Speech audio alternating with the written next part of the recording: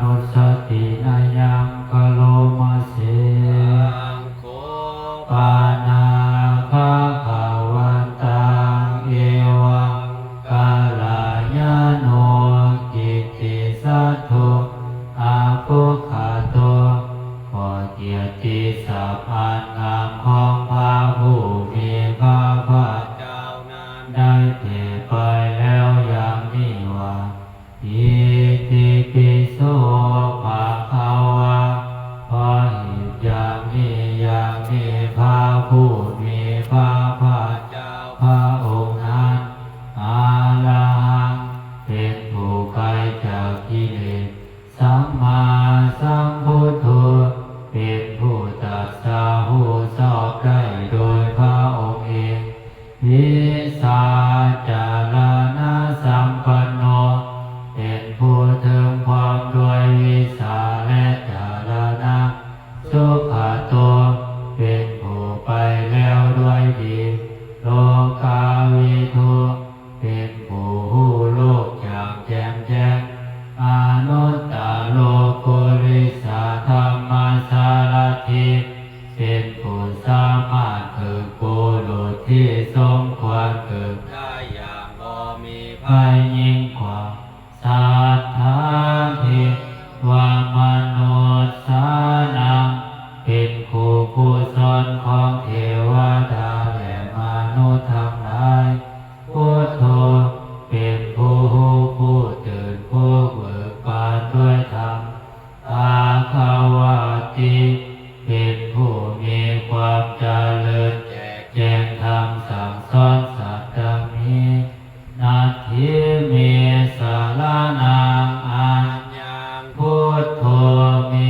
สารนังวรังสารนังอื่นของข้าพระเจ้าบอกมีพระพุทธเจ้าเป็นสารณะอันประเสริฐของข้าพระเจ้าเยเตนะสัจจวัตเตนาวันทายังสาธุสาสนิด้วยการกล่าวคำสัจจานี้ข้าพระเจ้าเพิ่งเจริญในพระศาสนาของพระศาสดาพุทธังเมวันธามานินายังปุญญังปัสสุตังอิทังข้าพระเจ้าผู้ไวโยซึ่งพระพุทธเจ้าได้ค้นคว้าบุญใดในบัดนี้สัพเพปิอันตรายามีมาเหสวงตัสสะเตสะสะอันตรายทั้งปวงอย่าได้มีแก่ข้าพระเจ้าด้วยฤทธิ์แห่งบุญนั้น อาญินาวาจายาวาเจตัสสาวาด้วยกายก็ดีด้วยวาจาก็ดีด้วยใจก็ดี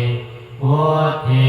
กุกัมมังปะกาตังมายายังกำนาที่เตียนอันใดที่ข้าพระเจ้ากระทำแล้วในพระพุทธเจ้าพุทโธปฏิคันหาตุอาจายันตังขอพระพุทธเจ้าจงงดซึ่งโทษล่วงเกินนานกาลันตาเลสังวาริตุงวาพุทธิ